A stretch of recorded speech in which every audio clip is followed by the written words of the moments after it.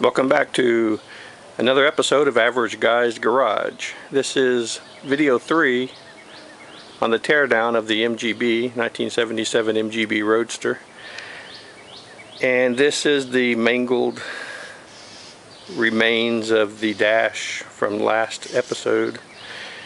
And I think I really did this is just inexperience. I assumed when I was looking in the catalogs for replacement dashes that you get a complete dash.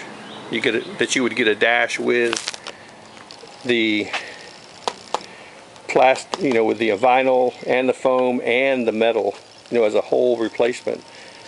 But after bending this one right here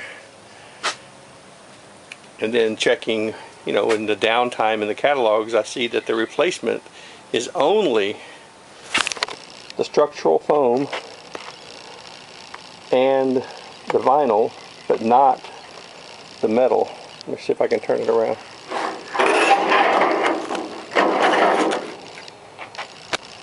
So the metal, if you're going to reuse it, has to be salvaged.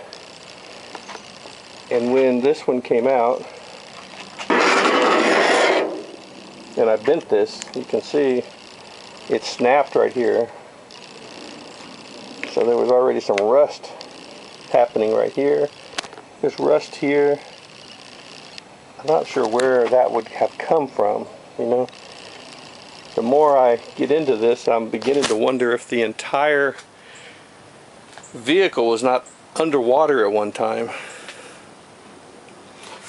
Well, today we're going to, on this video, we're going to remove the remaining dials and components here, and then think about what to do about the metal frame of the dash. Once it's all cleaned up, can that maybe be cut right here and then reformed, welded back together? I am not sure. At this point, I don't know what to do about that, but I do want to take off the remaining components. Alright, well, the dash is out. All of the components are off. I'll show you all those in just a second, but it looks like the dash was unsalvageable anyway. Look at the rust right there and the rotted out part. I think this was sitting out in the rain and the water must have pooled at the bottom of the dash right there. So that's just gone. And there's the wiring harness that came off the back of the dash. Well, let me set up the gauges I took off and I'll show you those gauges. Alright, so here's some of the gauges and dials we got. The fuel gauge.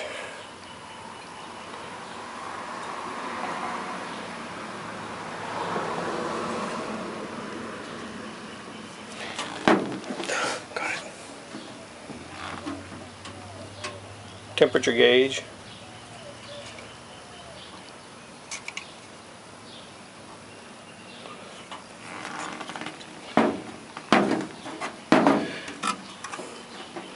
The center vents. And they work pretty good in there.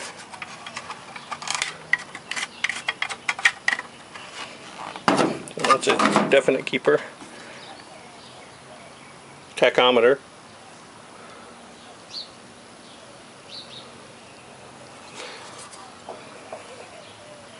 I had to cut that wire. I wasn't sure how to get it out on this end right here, and it was into the harness. So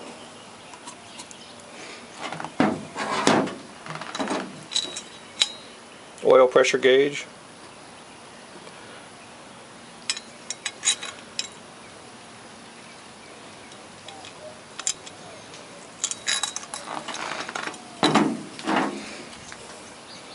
Clock.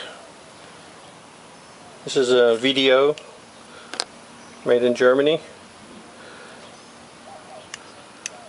So looking forward to putting 12 volts on that and testing it, see if it works or not, or is it completely rusted. I watched a video on taking the bezel off and cleaning it up, so I hope to keep that original clock.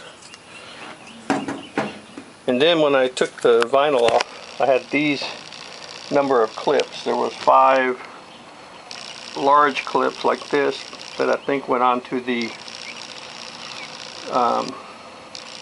upper part of the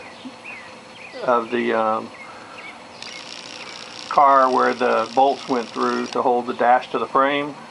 And then these clips, they have a clip part that holds the vinyl on right here, and then the lower part slipped onto the frame. Let me go back and show you that.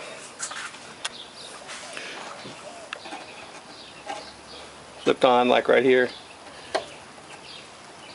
Is that making sense? Like that.